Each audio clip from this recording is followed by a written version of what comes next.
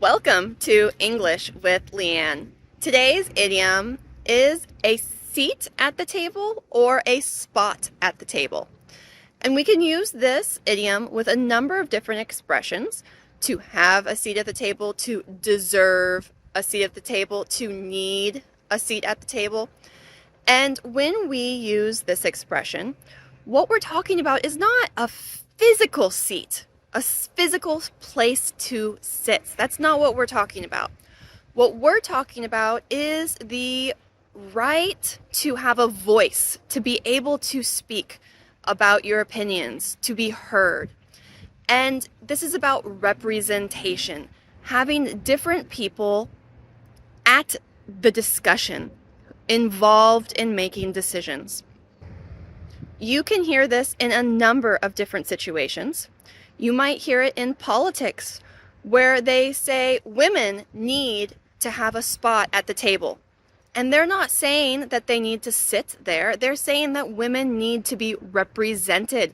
They need to have more of a voice in politics. Or you might be at work and you might tell your boss, I deserve a spot at the table. I have worked the hardest of anyone on this project. Don't leave me out. And you're saying, I want to have a voice. I deserve it. I did all the hard work. So when you are talking about a spot at the table, we often talk about if you deserve it, that you've done something that you should be speaking, or because that voice, that representation is missing. So often you'll hear this talked, like I said in one of my previous examples, about women needing a spot at the table.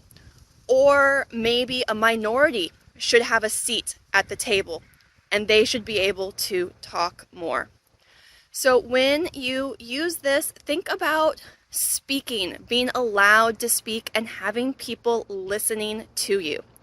This might not be one that you use every day, but I think it's one you might hear on the news or when people are talking about who gets to have a voice. So good luck using to have a spot at the table or to deserve a seat at the table.